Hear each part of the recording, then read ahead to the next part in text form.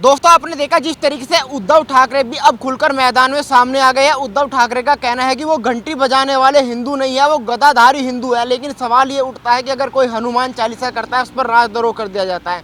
हमारे साथ सतीश झा जी हैं, इनसे बातचीत करेंगे। झा जी, जिस तरीके से आज उद्धव ठाकरे ने कह दिया है कि हम घंटी बजाने वाले हिंदू नहीं है, हम गदाधारी हिंदू है, लेकिन नवनीत राणा हनुमान चालीसा पढ़ने की कहती है, उन पर राजद्रोह कर दिया जाता है। नहीं नहीं, घंटी बजाने वाले हिंदू नहीं है क्या मतलब? जो घंटी बजाता है वो भी हिंदू है, जिसके पास गदा है वो भी हिंदू है, जिसके पास तलवार है वो भी हिंदू है। हमारे देवी देवताओं के तो सारे हथियार हैं, तो इसलिए कोई छोटा हिंदू और बड़ा हिंदू होता नहीं है। हमारे शास्त्र में कहीं नहीं लिखा है कि कौन छोटा हिंदू है कौन बड़ा हिंदू है, सब हिंदू बराबर है। नंबर एक। नंबर दो, हनुमान चालीसा पढ़ना कतई राजद्रोह नहीं है। उद्धव जी को चाहिए था कि नवनीत राणा को साग्रह अपने घर में आमंत्रित करते कि आपको हनुमान चालीसा है पढ़ना है, आइए मेरे घर में, दोनों आदमी मिलके पढ़ते हैं। वहाँ और लोगों की भीड़ होती, क्या सुबह का दृश्य होता कि उद्धव ठाकरे जी और नवनीत राणा जी वो शिवसेना के बाल ठाकरे के घर में हनुमान चालीसा का पाठ करते, पूरे टीवी पे पूरे देश में लाइव प्रसारण होता। ओहो, क्या ही सुबह का दृश्य होता। लेकिन इतने अच्छे दृश्य को दिखलाने से उद्धव ठाकरे जी चुप गए। उनको चाहिए था कि अपने घर में नवनीत राणा को आमंत्रण करते कि मैं भी हनुमान का भक्त, तुम भी हनुमान की भक्त, और दोनों आदमी मिलकर के हनुमान चालीसा का पाठ करते हैं। लेकिन वो चुप गए हैं। उसका कारण ये है कि कांग्रेस के समर्थन से उनका सरकार है, और कांग्रेस का हिंदुत्व से दूर दूर से लेना देना नहीं है। खुद राहुल गांधी ने बोला है कि हिंदुत्व तो मेरे अंदर है ही नहीं। उन्होंने स्वीकार किया है कि हिंदू मैं हूँ, हिंदुत्व मेरे पास नहीं है। मतलब मनुष्य मैं हूँ, मनुष्यत्व मेरे पास नहीं है। मतलब हिंदुत्व जब उनके पास है ही नहीं, तो जो दल वैसी सरकार का समर्थन कर रहा है वो हिंदुत्व की बात तो कर नहीं सकते हैं। आपने कह रहे साथ मिलकर पढ़नी चाहिए थी, लेकिन उद्धव ठाकरे कह रहे अपने घर पे पढ़े ना, मेरे घर पे क्यों पढ़ रहे हैं आके? क्यों नहीं पढ़े? हम इसलिए आपके घर पे पढ़ेंगे कि आप अपने को हिंदुत्व का पुरोधा कहते हैं। आप कहते हैं कि बाला साहब के वंशज को हिंदुत्व सिखाने की जरूरत नहीं है। तो मेरा तो जिज्ञासा है कि आपके साथ बैठ करके मैं हनुमान चालीसा का पाठ करूं, आपसे हिंदुत्व सीखूं, क्योंकि आप तो सबसे बड़ा हिंदुत्व का पुरोधा खुद को मानते हैं। तो मेरा तो अधिकार है आपके साथ हनुमान चालीसा का पाठ करना, क्योंकि दूसरा ये तो नहीं कहता है कि हिंदुत्व का सबसे बड़ा झंडावादार मैं हूं। आप तो बोलते हैं। तो मुझे भी शौक है कि इतने बड़े हिंदुत्व के पुरोधा के साथ हनुमान चालीसा का पाठ करूं। इसमें दिक्कत क्या है? हर्ज क्या है? लेकिन उन्होंने तो आज भी बोल दिया कि हिंदू हम ही हैं। उन्होंने कहा कि बाबरी मस्जिद गिराने में सबसे आगे हम थे, बीजेपी वाले तो बिल में घुस गए थे उस समय भी। नहीं, ये बाला साहब ठाकरे जी की बात ये खुद करते हैं। बाला साहब ठाकरे जी वाला शिवसेना अब खत्म हो गई है। अब उद्धव जी वाला शिवसेना है, और उद्धव जी वाले शिवसेना का हिंदुत्व से कोई लेना देना नहीं है। जब तक ये कांग्रेस के समर्थन से सरकार चलाएंगे, इनका हिंदुत्व से दूर दूर तक कोई लेना देना नहीं होगा, क्योंकि जिस दिन ही हिंदुत्व की बात करेंगे सोनिया जी इनका समर्थन वापस ले लेगी, इनकी सरकार गिर जाएगी। ये बात ये समझते हैं, इसलिए तुष्टीकरण की राजनीति करते हैं, और इसीलिए इन्होंने देशद्रोह का आरोप नवनीत राणा पर लगाया है। इनको पता नहीं है नवनीत राणा अमरावती से निर्दलीय सांसद है। एक सांसद को निर्दलीय जीतना कितनी बड़ी बात है, वो जो सांसद का चुनाव लड़ता है वो कल्पना कर सकता है। और महाराष्ट्र में शिव सैनिक के गढ़ में जाकर के 2019 में जब पूरी लहर थी, तब नवनीत राणा ने अमरावती से शिवसेना के उम्मीदवार को हराई है। इसलिए इनका बौखला करके उस पर कार्रवाई कर रहे हैं, और देशद्रोह का मामला तो कोई बनता ही नहीं है। आज कहाँ गए वो सेकुलर कीड़े जो देशद्रोह का जब किसी पे आरोप लगता है तो कहते हैं देशद्रोह कैसे हो गया? तो नवनीत राणा ने कैसे देशद्रोह कर दिया? आज चाहिए था या फर्जी कुमार जैसे पत्रकारों को आंदोलन करता कि नवनीत राणा पर देशद्रोह का आरोप आपने क्यों लगाया है। लेकिन इनके मुंह पे पट्टी बनी हुई है, ये मानेंगे नहीं। ये तुष्टीकरण की राजनीति करेंगे। तुष्टीकरण के लिए कोई और कास्ट का, कोई और धर्म का लोग होता तो अभी तक ये सड़कों पे आंदोलन कर देते। लेकिन नवनीत राणा के लिए एक शब्द इनके मुंह से निकल नहीं रहा है। लेकिन झा जी, कोर्ट ने भी कह दिया है कि आप रोड पर या किसी पब्लिक पैलेस पर ऐसा धार्मिक आयोजन नहीं कर सकते। तो कोर्ट ने कह दिया, तो कोर्ट ने सबके लिए कहा है कि सिर्फ मेरे लिए कहा है? कोर्ट ने कहा है तो सबके लिए कहा है ना। तो यदि सब पालन करेगा तो हम भी पालन करेंगे। चूंकि सब पालन नहीं कर रहा है इसलिए हम पालन नहीं कर रहे हैं। भारत सरकार को चाहिए कि सबको पालन कराए। आज योगी जी ने कह दिया कि उत्तर प्रदेश में कहीं भी लाउड स्पीकर का आवाज इतने से ज्यादा नहीं होगा। तो मंदिर के लिए भी है, मस्जिद के लिए भी है, गुरुद्वारे के लिए भी है, गिरजाघर के लिए भी है।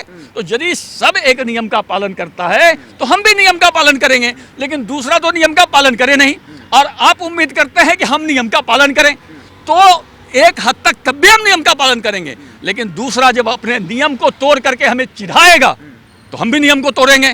तो आप सबके लिए एक नियम बना दीजिए। हम तो मांग करते हैं समान नागरिक संहिता पूरे देश में लागू हो, जैसा कि उत्तराखंड के मुख्यमंत्री ने कहा है। अभी उत्तर प्रदेश में चर्चा हो रही है। हम तो सबके लिए एक कानून चाहते हैं, वैसा लागू हो जाए, हम कुछ नहीं बोलेंगे। अच्छा, जिस तरीके से संजय राउत किरीट सोमैया को कहते हैं कि ज्यादा बोलेंगे तो कागज मुंह में डाल दूंगा, वही कह रहे जो शिवसेना से टकराएगा उसको 20 फुट गड्ढे में दाब देंगे। देखिए, संजय राउत जी शिवसेना के नवजीत सिंह सिद्धू हैं।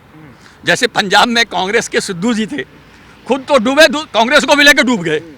तो रावत जी भी जो हैं शिवसेना के, वो महाराष्ट्र के सिद्धू जी हैं। वो बेचारे खुद तो डूबेंगे, उद्धव ठाकरे को भी लेकर डूब जाएंगे। इसलिए उनसे मैं उम्मीद करूंगा, उद्धव ठाकरे जी से, कि इनसे हमेशा सतर्क रहें और किसी का कोई मुंह में कागज ठूसने वाली बात लोकतंत्र में बोलना ही नाजायज़ है। ये लोकतंत्र का भद्दा मजाक है। भारत सरकार को चाहिए कि इस पर कार्रवाई करे। जिस तरीके से हिंदुत्व की राजनीति चल पड़ी है, एक तरफ राज ठाकरे ने बीड़ा उठा लिया, दूसरी तरफ उद्धव ठाकरे काम किया करते थे, तो 2 साल बाद लगभग चुनाव भी है। अब क्या लग रहा है कि ये जो हनुमान चालीसा का मुद्दा है, हिंदुत्व का मुद्दा है, उद्धव ठाकरे के लिए हड्डी बन गया है? देखिए, पहले मैं राज ठाकरे के बारे में एक बात बता दूं। राज ठाकरे के बारे में उत्तर भारतीयों के नज़र में हमेशा खलनायक बनाया गया है। वास्तव में मुझे याद है 2014 में जब नरेंद्र मोदी की सरकार बनी थी, तो राज ठाकरे का सबसे पहला बयान था कि मैं प्रधानमंत्री से अनुरोध करूंगा कि अगले 5 साल सिर्फ ये बिहार, उत्तर प्रदेश और झारखंड वालों के लिए काम करें, जिससे कि वहां से पलायन रुके। ऐसा मर्द नेता मैंने विश्व में कहीं नहीं देखा है जो खुद बोल रहा है कि बिहार और उत्तर प्रदेश वालों के लिए प्रधानमंत्री काम करें, महाराष्ट्र के लिए और या गुजरात के लिए 5 साल कोई काम नहीं करे। तो उसको जानबूझ के उत्तर भारतीयों के प्रति खलनायक बनाया गया था, जो कि वो है नहीं। दूसरी बात है, राज ठाकरे आज हिंदुत्व का पुरोधा वो है। महाराष्ट्र में अभी कहा जाता है राज ठाकरे है नाम समय का, करबट का अंगड़ाई का, भूचाल बवंडर के ख्वाबों से भरी हुई तरुणाई का। युवाओं में, पूरे देश के युवाओं में जोश का संचार राज ठाकरे ने किया है और पूरे देश के युवा टकटकी लगाए हुए हैं राज ठाकरे की तरफ। अयोध्या राज ठाकरे आ रहे हैं अगले महीने। देखिएगा, लाखों की भीड़ उत्तर भारतीय राज ठाकरे के स्वागत में खड़ी होगी। तो राज ठाकरे के उभार से शिवसेना के उद्धव ठाकरे जी बौखला गए हैं और वो हिंदुत्व के बारे में गलत बयानीबाजी कर रहे हैं। लेकिन आने दीजिए समय आने पर इनको जवाब दिया जाएगा वोट से। वो तो कह रहे राज ठाकरे बीजेपी का भोपू बजा रहे हैं।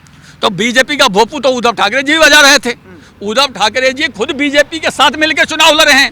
उद्धव ठाकरे जी बीजेपी के साथ 3 बार सरकार में उनकी पार्टी रह चुकी है। तब तो हमने नहीं कहा। आज यदि राज ठाकरे, हालांकि बीजेपी से अभी कोई है नहीं मामला, लेकिन यदि है भी तो जब शिवसेना थी तो सही थी, राज ठाकरे आ गई तो गलत हो गई। भाई, शिवसेना अंतिम चुनाव बीजेपी के साथ मिलकर लड़ी थी। एन टाइम में शिवसेना ने बीजेपी को धोखा दिया था, तो तब तो सही था। अब राज ठाकरे महाराष्ट्र में एक उभरता हुआ सितारा है, तो इनको क्यों वखलाहट है, इनको क्यों कष्ट है? ये तो एनसीपी और कांग्रेस 3 दल को मिलकर के सरकार बनाए हुए कह रहे हैं ना कि सद्भाव खराब कर रहे हैं, हिंदू मुस्लिम सद्भाव खराब हो रहा है, भाईचारा खराब हो रहा है महाराष्ट्र के अंदर। सद्भाव शिवसेना खराब कर रही है, राज ठाकरे सद्भाव को बढ़ा रहा है। राज ठाकरे बराबरी पे, अभी समाज की व्यवस्था ऐसी है, ऐसी, ये हम दबे हुए हैं। ये देखिए, ये बड़ा हमारे ऊपर हिंदू सबसे नीचे पौधान पे है। हम कहते हैं कि इसको ऐसे कर दो, सब बराबर हो जाओ। यदि ऐसे नहीं करोगे तो हम इसको ऐसे कर देंगे। तब क्या होगा? तो राज ठाकरे यही कह रहे हैं और राज ठाकरे बराबरी का मांग करता है। राज ठाकरे सभी नागरिक को समान नजर से देखने की मांग करता है। राज ठाकरे समान नागरिक संहिता की बात करता है। तो वैसे राज ठाकरे युवा हृदय सम्राट है देश में आज, और ये उभरता हुआ बहुत ऊंचा जाएगा राज ठाकरे। मैं आज घोषणा कर रहा हूँ। सद्भाव की बात कर रहे हो तो लाउड स्पीकर उतरवाने की बात कर रहे हैं। अगर 3 मई तक नहीं उतरे तो मैं खुद उतारूंगा। 1 मई को कह रहे हैं कि औरंगाबाद में रैली निकालूंगा, लेकिन उद्धव ठाकरे ने कह दिया कि कानून जो भी बिगाड़ेगा बख्शा नहीं जाएगा। नहीं, देखिए, राज ठाकरे जी कह रहे हैं कि सबके लिए एक समान कानून हो। आप उनको बोल रहे हैं कि हनुमान चालीसा लाउड स्पीकर पर नहीं बजा सकते। आप कह रहे हैं, मतलब शिवसेना कह रही है, वो थोड़े ना कह रहे हैं। वो कह रहे हैं उनको भी बजाने दो, हम भी बजाएंगे। आप कह रहे हैं कि आप नहीं बजा सकते, तब वो कह रहे हैं कि बराबरी होनी चाहिए। तो बराबरी का मांग करना कौन सा खतरनाक बात है? बराबरी का मांग, भारत में हर नागरिक बराबर है, ये हमें बाबा साहब के संविधान ने अधिकार दिया है और बाबा साहब के संविधान की अवहेलना कर ही नहीं सकते। तो हम तो बराबरी मांग रहे हैं। हमने सिर्फ बराबर मांग रहे हैं। पांडव भी कौरव से पहले तो बराबरी मांगने भी नहीं गया था, सिर्फ 5 गांव मांगने गया था। कौरव ने वो 5 गांव भी नहीं दिया था। परिणाम महाभारत युद्ध हुआ था।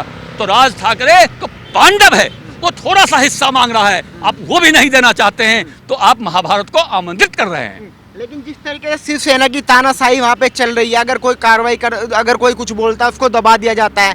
और कल उद्धव ठाकरे ने कह दिया बाला साहब ठाकरे की शिवसेना है, झुकेगी नहीं, ये शिवसेना झुकने वाले नहीं है। देखिए, हर जोर जुल्म के टक्कर में संघर्ष हमारा नारा है, और राज ठाकरे को कोई झुका सकता है महाराष्ट्र में, ऐसा अभी तक कोई आया नहीं है महाराष्ट्र में। राज ठाकरे का झंडा हमेशा बुलंद रहेगा। राज ठाकरे ने जो ठान लिया है, पहले तो सिर्फ महाराष्ट्र के युवा उनके साथ रहते थे, अब पूरे देश के युवा राज ठाकरे के साथ हैं। इसलिए राज ठाकरे तुम मत घबराना, तेरे पीछे सारा जवाना, पूरे देश का युवा राज ठाकरे के साथ है, और राज ठाकरे दबने वाला नहीं है। आप आने दीजिए समय, राज ठाकरे को शिवसेना कुछ नहीं बिगाड़ सकती है।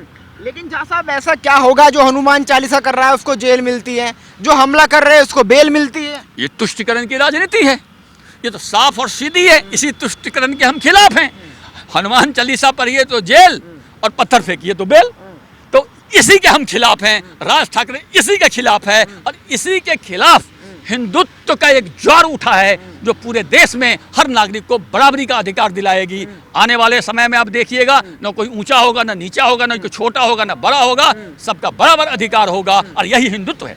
अच्छा झा जी, आखिरी सवाल, कुछ लोगों का कहना है कि ये जो अजान वाला मुद्दा है ये तो शुरू से करते आ रहे हैं, लेकिन लोगों को दिक्कत अभी क्यों हुई है? तो पहले से हो रहा है, अगर विवाद था तो पहले होना चाहिए था। मैं बताता हूँ, ये तो आप दो बात को मिला रहे हैं। पहले तो लाउड स्पीकर था ही नहीं, तो अजान तो बिना लाउड स्पीकर की होती थी, नंबर एक। नंबर दो, आप ये कह रहे हैं कि मैंने आपके घर पे 1 साल पहले कब्जा कर लिया, आप 1 साल के बाद आए कि मेरा कब्जा खाली करो। मैं बोलूँ कि मैं तो 1 साल से कब्जा है, आप 1 साल पहले कहाँ थे, अब मैं क्यों खाली करूँ, अब तो मेरा हो गया। ऐसा थोड़ा ना होता है भाई, घर आपका है तो घर आपका ही रहेगा। कि 1 साल के बाद आइएगा तो मैंने दूंगा नहीं आपको, ऐसा थोड़ा ना होता है। तो ये सब फालतू बातें हैं। उचित समय पे सही समय पे सही मुद्दा उठाई जाती है, और सही समय पे सही मुद्दा उठाई गई है। ये मुद्दा सब जगह चलेगी। पहले पूरी रात मंदिर में लाउड स्पीकर बजता था, लेकिन जब सुप्रीम कोर्ट ने आदेश दिया कि 10 बजे रात के बाद नहीं बजे, तो बंद हो गया ना। पूरे देश में 10 बजे रात के बाद लाउड स्पीकर नहीं बजती ना। तो हम जो कहें कि मंदिर में तो पूरा रात बजता था, आपने क्यों बंद कर दिया? हमने तो नहीं कहा। कोई हिंदू बोला ये बात? वही तो कह रहे हैं, हम तो 5 मिनट करते हैं ना। नहीं बोला। सवाल समय का है ही नहीं। सवाल ये है, आप 5 मिनट करो या 1 मिनट करो, अब हमें क्यों सुना रहे हो? आप खूब सुनो। देखिए, आपका धर्म सम्माननीय है, आपके धर्म को बहुत प्रणाम, आप अपना सुनो, पूजा करो, नमाज करो, जो भी करना है करो। मुझे आपके धर्म से कोई एतराज हो ही नहीं सकता, होना भी नहीं चाहिए। अब हमें क्यों सुना रहा हूँ भाई साहब? इसलिए सवाल आवाज़ का है। आवाज़ यदि धार्मिक स्थल के परिसर के अंदर रहे तो किसी को कोई कष्ट नहीं है। और यही उत्तर प्रदेश की योगी सरकार ने आदेश दिया है कि मंदिर में लाउड स्पीकर बजे, कैंपस में आवाज़ रहे, किसी भी धार्मिक स्थल में बजे, कैंपस में आवाज़ रहे, फिर कोई समस्या नहीं है। अजीत पवार ने भी कह दिया कि नवनीत राणा को जीत छोड़नी पड़ेगी, मसला तभी सुलझेगा अगर वो हनुमान चालीसा की जीत छोड़े। उधर नवनीत राणा दलित कार्ड खेल रहे, कह रहे कि मुझको यहाँ पे पानी नहीं दिया जा रहा। दलित कार्ड नहीं खेल रहे हैं, नवनीत राणा सही बोला है। दलित होने से कारण उसको बेइज्जत किया जा रहा है, और आज एक दलित की बेइज्जती शिवसैनिक कर रहे हैं कांग्रेस के सहयोग से। ये दलित के नेता को चाहिए कि आंदोलन करें, ये बात सच्चाई है।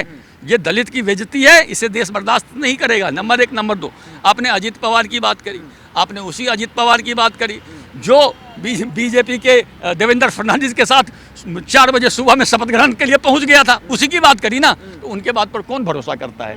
महाराष्ट्र में तो करता नहीं, देश में कौन भरोसा करेगा? इसलिए अजीत पवार की बात पर कोई भरोसा नहीं है। देवेंद्र फडणवीस ने खुलेआम कह दिया कि हम हनुमान चालीसा करेंगे, हिम्मत है तो हमारे ऊपर रात दरो करके दिखाए। सही बात है, देवेंद्र फडणवीस वीर पुरुष है महाराष्ट्र का। वो तो खुलेआम उन्होंने बोल दिया है कि हनुमान चालीसा का पाठ करें, जिसको जो करना है कर ले, और कोई कुछ कर नहीं सकता है। भाई, आपको जैसे दूसरे धर्म को अपने धार्मिक स्थल पर पूजा पाठ करने का अधिकार है, वैसे हमें भी अधिकार है।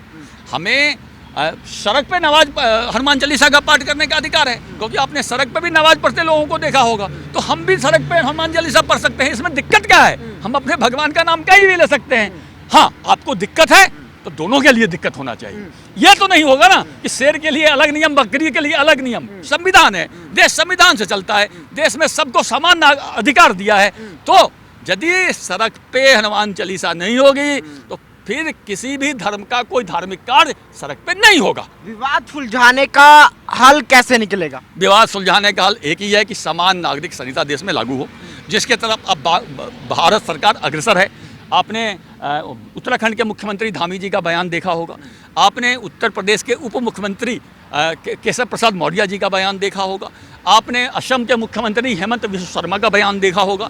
तो सब तरफ से आवाज़ आ रही है कि देश में समान नागरिक संहिता लागू होने वाली है, और जो ही देश में समान नागरिक संहिता लागू हो जाएगी, ये सारा विवाद अपने आप स्वतः खत्म हो जाएगा।